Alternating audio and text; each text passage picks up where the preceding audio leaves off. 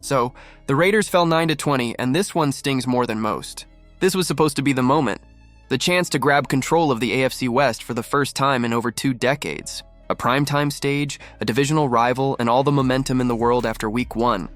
But instead of a statement win, what Raider Nation got was a gut punch. Because if there's one thing worse than losing, it's losing to a rival in a game that felt like it was finally ours to claim. From the outside looking in, it's easy to point the finger at Geno Smith. The box score makes him look like the villain of this story. 3 interceptions, no touchdowns, fewer than 200 passing yards. That kind of stat line screams collapse, and plenty of fans are ready to write him off because of it. But football isn't played on paper.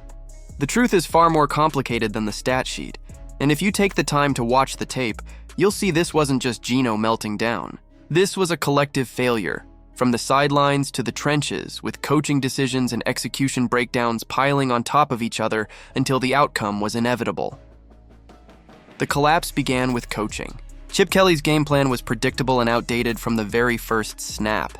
Facing a Chargers defense built on classic cover 1 and cover 3 looks, the Raiders lined up again and again in the same 2x2 formations.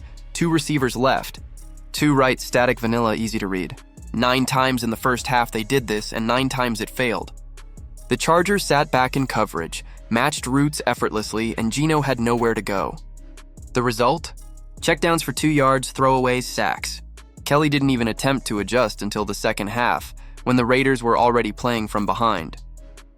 And here's the painful part. When they finally changed it up, when they finally overloaded one side of the field and spread the defense thin, it worked. The Raiders marched down the field with back-to-back promising drives. But by then, the margin was already 2 scores, and there was no margin for error. Then came the officiating dagger. An 11-minute drive, chewing up the clock, putting the Chargers' defense on their heels, only to be wiped away by a phantom holding call on Dylan Parham. Watch that play a dozen times, you'll see the defender slip, Parham release, and nothing resembling a penalty. But the flag flew anyway, the drive stalled, and instead of 7 points, the Raiders settled for 3. The next possession unraveled in a different way. Geno's interception on 3rd and 3, a forced ball to Jacoby Myers when the smart move was to play it safe, take the points, and make it a 1-score game. That wasn't just on Geno. That was a failure in situational football, a lack of discipline that falls squarely on the coaching staff. And what about Brock Bowers? The kid is a phenom, no question, but he was clearly hurt Monday night. Limping, wincing, unable to plant on his left knee. Any rational coach would have limited his snaps, protected his health, and spread the responsibility elsewhere. Instead, Bowers was asked to be the first read on critical plays, including a desperate 4th and 3 with the game hanging in the balance. It was reckless and it backfired. You don't risk your most explosive weapon in week 2 of a long season, especially when he's clearly compromised. Now, let's circle back to Geno Smith. He deserves criticism. 3 interceptions can't be glossed over, but context is everything. Geno was pressured on nearly every drop back. The interior offensive line was a disaster. Dylan Parham, Alex Kappa, and Jordan Meredith combined for around 30 losing snaps. 30, that's catastrophic for any quarterback. On one designed shot play, Trey Tucker burned his man deep, wide open for what should have been a momentum-shifting touchdown.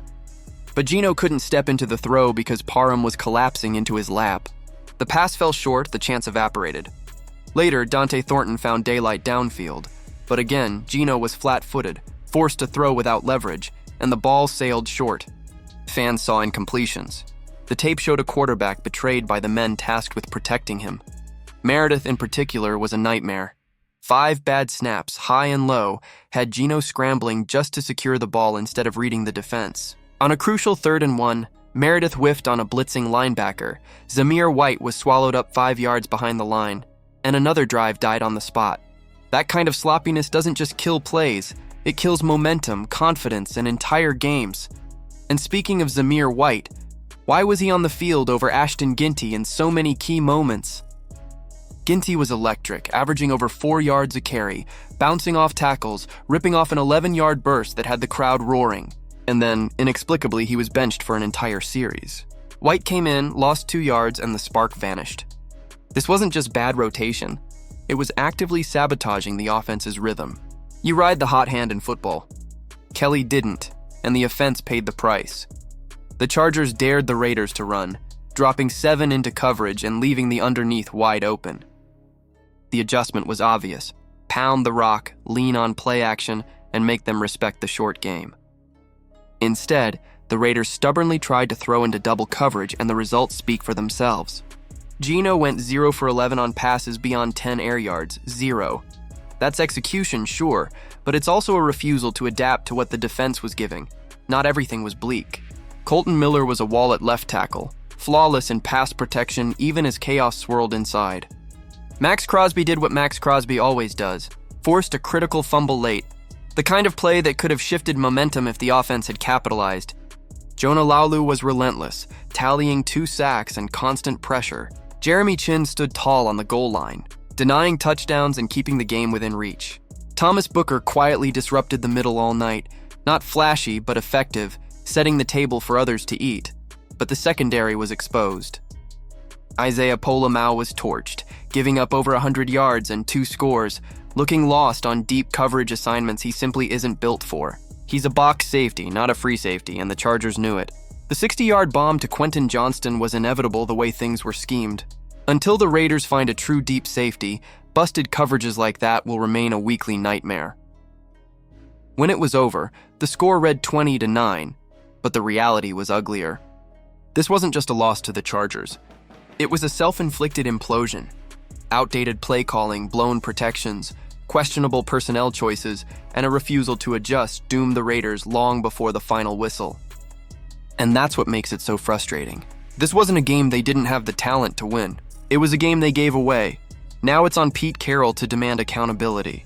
Chip Kelly needs to rethink his entire approach. The interior line needs fixing, fast. Ashton Ginty needs to be unleashed. And Geno, for all his flaws Monday night, needs a chance to operate without chaos collapsing in his face.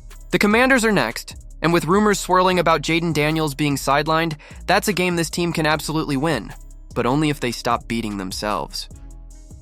So here's the question. Do you think this loss was on Geno Smith, or was it really the coaching and the offensive line that doomed the Raiders? Can this team bounce back before the season slips away?